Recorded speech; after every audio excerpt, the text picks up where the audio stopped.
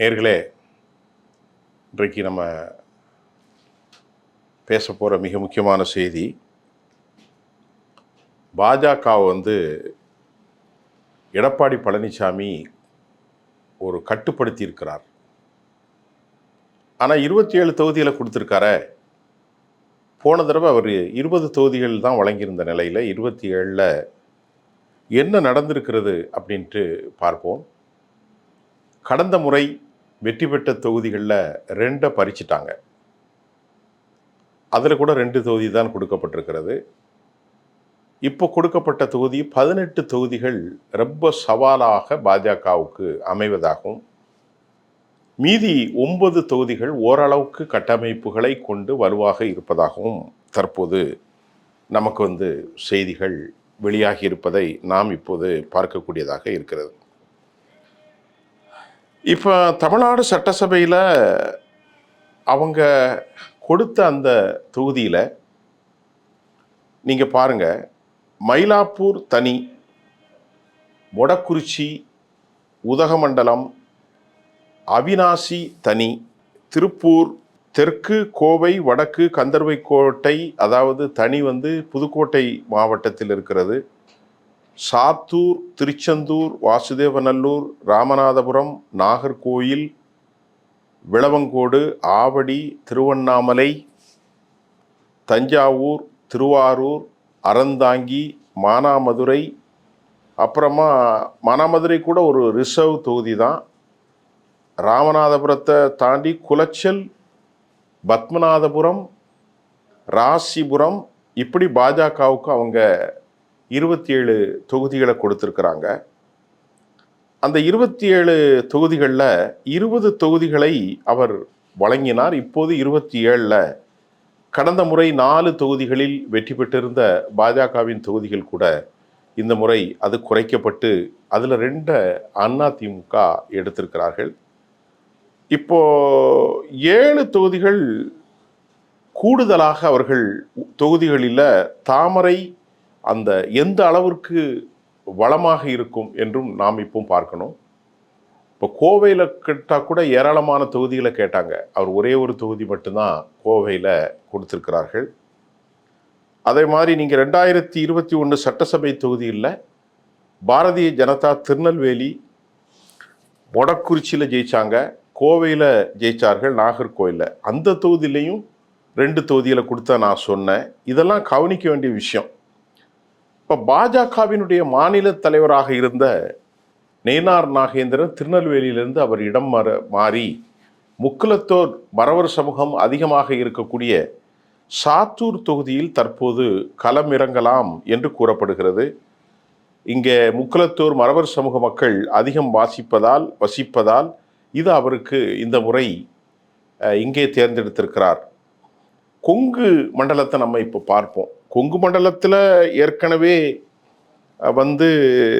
எதிர்பாராத பின்னடைவை எடப்பாடி பழனிசாமி ஏற்படுத்தி உள்ளார். கொங்கு மண்டலத்தில் இருக்கக்கூடிய ஒட்டுமொத்த 10 தொகுதிகளில் குறைந்தபட்சம் 3 தொகுதிகளை அவங்க கேட்டாங்க. ஆனால் எடப்பாடி பழனிசாமி தனது ராஜயுக்தியால் ஒரே ஒரு தொகுதியை, அதாவது வடக்கு கோவையை மட்டும் ஒதுக்கி பாஜகவை அழுத்தி இருக்கிறார்.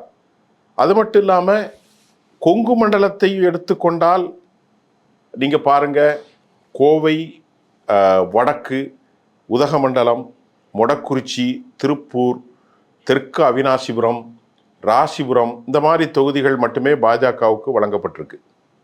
எப்போ கொங்கு மண்டலத்தை எடுத்துக்கொண்டால் கோவை வடக்கு, உதகமண்டலம், இதில் கோவை தெற்கு எம்எல்ஏவாக இருந்த வானதி, கோவையை தாண்டி கொங்கு மண்டலத்திலே இப்போ அவங்க கொடுத்த தொகுதி இவ்வளோ தொகுதி தான். திருப்பூர் கொடுத்துருக்குறாங்க, மொடக்குறிச்சி கொடுத்துருக்குறாங்க, உதகமண்டலம் கொடுத்துருக்குறாங்க, அவிநாசி, ராசிபுரம். இதை பார்த்தீங்கன்னா வானதி சீனிவாசன் இருந்த தொகுதிகள் கூட இப்பொழுது கோவை தெற்கு எம்எல்ஏவாக வானதி சீனிவாசன் இந்த முறை கோவை வடக்கில் களமிறங்க வாய்ப்புள்ளது. ஒரே ஒரு தொகுதி கொடுத்துருக்குறாங்க. 2025 மொடக்குறிச்சி தொகுதி எம்எல்ஏவாக இருந்த சரஸ்வதிக்கு இந்த முறை அங்கே வழங்கப்படலாம் என்னும் சொல்லப்படுகிறது. அதை மாதிரி சென்னையில் கூட அவங்க துறைமுகம் கேட்டாங்க, சைதாப்பேட்டை கேட்டாங்க, மயிலாப்பூர் கேட்டாங்க. ஆனால் இந்த முறை மயிலாப்பூர் மட்டும்தான் அவர்களுக்கு கொடுக்கப்பட்டிருக்கிறது. நாகர்கோயில் தொகுதி என்ன நிலவரம் அப்படின்னு பார்த்தா, இப்போ இந்த முறை பாஜக தக்க வைத்துள்ளது நாகர்கோயிலில். அதில் யார் நிற்பா அப்படின்னு பார்த்தா பொன் ராதாகிருஷ்ணன் நிற்பதற்கு வாய்ப்பு இருக்கிறது. ஏற்கனவே காந்தி வயதான சூழ்நிலையில் 2021 காந்தி இந்த தொகுதியில் போட்டியிட்ட நிலையில் தற்போது இந்த தொகுதிகளில் பொன் ராதாகிருஷ்ணன் இல்லாவிட்டால் அவருக்கு ஆதரவாளராக இருக்கும் மீனாதேவ் களமிறக்கப்படுவதற்கும் வாய்ப்புகள் உண்டு. அதே போல் நம்ம ஏற்கனவே சென்னையில் சொன்னோம், மயிலாப்பூரில் பிராமண வாக்காளர்கள் இருப்பதால் அங்கே பாஜகவுக்கு ஒரு வலுவான சூழல் உள்ளாது. பாரதிய ஜனதாவுக்கு அந்த ஒரு தொகுதியும் சென்னையிலே சாத்தியமாக பார்க்கப்படுகிறது. ஆக இந்த 18 தொகுதிகளில் நீங்கள் பார்த்தீங்கன்னா சாத்தூர் ஓரளவுக்கு அவர்களுக்கு வலுவான தொகுதி, நாகர்கோயில் ஓரளவுக்கு ஒரு நல்ல டஃப் கொடுக்கலாம். அது மாதிரி கோவை வடக்கு அவர்கள் ஓரளவுக்கு நல்ல இது பண்ணலாம். அதே போன்று உதகமண்டலம், அதே போன்று மொடக்குறிச்சி, திருப்பூர், அதே போன்று தெற்கு அவினாசி, ராசிபுரம், இந்த 9 உள்பட நான் இப்போ சொன்ன இந்த 9 தொகுதிகளும் ஓரளவுக்கு ஒரு நல்ல கட்டமைப்பில் பாரதிய ஜனதா இருக்கு. இந்த 9 தாண்டி 18 அவங்க கடுமையான போட்டியையும், திருச்செந்தூர்லலாம் கடும் போட்டியை அவர்கள் சந்திக்க வேண்டியிருக்கும். பணத்தை அள்ளி வீசக்கூடிய அனிதா ராதாகிருஷ்ணன் சும்மா காரில் போனாலே ஒரு 100 பேரோட தான் போகிறார்.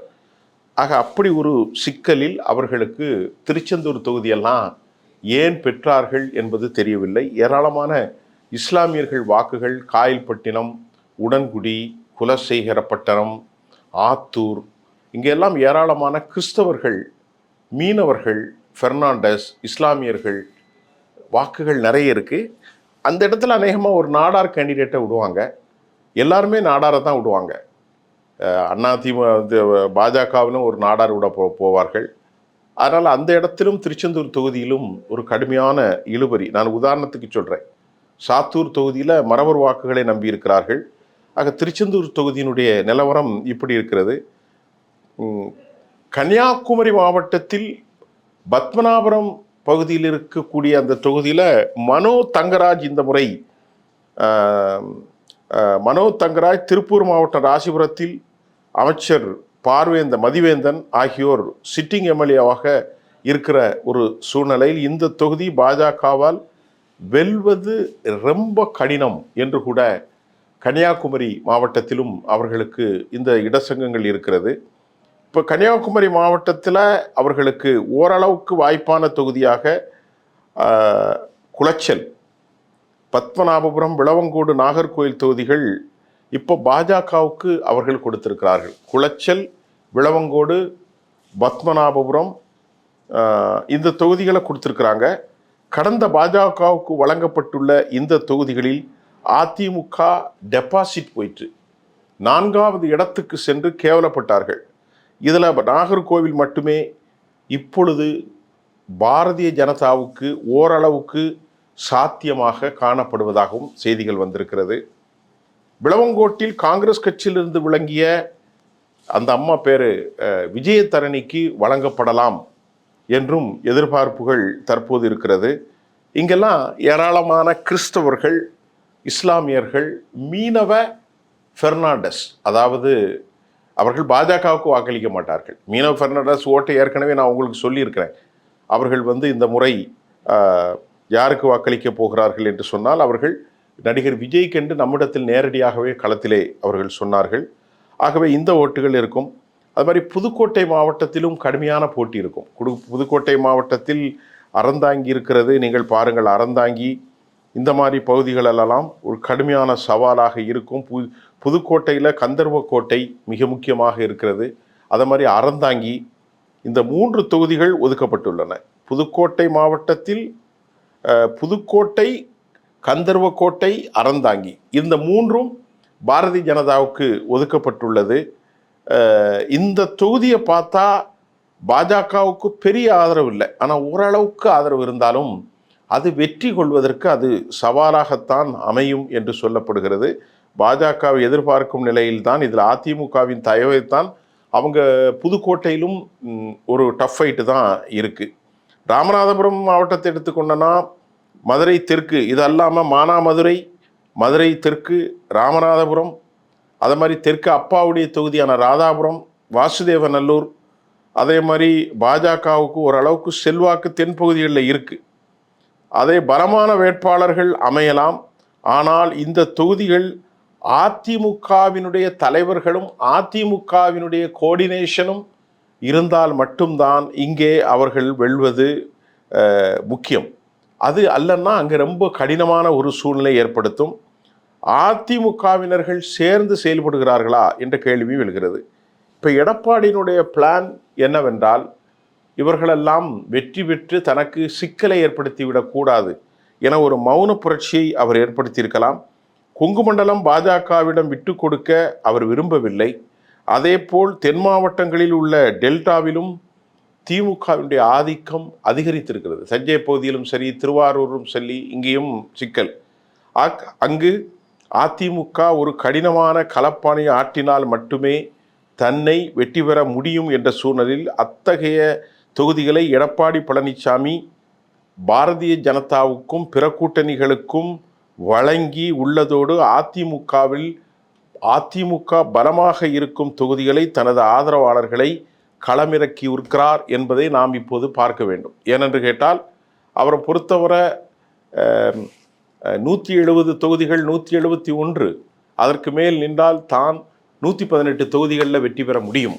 பாஜகவை நம்புவதற்கு ஒரு காலத்திலும் முடியாது என்பதை நாம் ஏற்கனவே பலமுறை சொல்லியிருக்கிறோம். அதனால் இந்த பாஜக போட்டியிடக்கூடிய 27 தொகுதிகளில் அவர்களுக்கு 9 தொகுதிகளில் ஓரளவுக்கான வாய்ப்பும் 18 தொகுதிகளில் கடும் சவால்களும், அதில் நான் சொன்ன தொகுதிகளில் அனிதா ராதாகிருஷ்ணன் போன்றவர்கள், மனோ தங்கராஜ் போன்றவர்கள் இப்படியெல்லாம் இருக்கிறார்கள். இப்படி ஒரு சவாலை அவர்கள் சந்திக்க போகிறார்கள். அதை எப்படி மீள்பட போகிறார்கள் என்று எதிர்பார்ப்போம். நன்றி.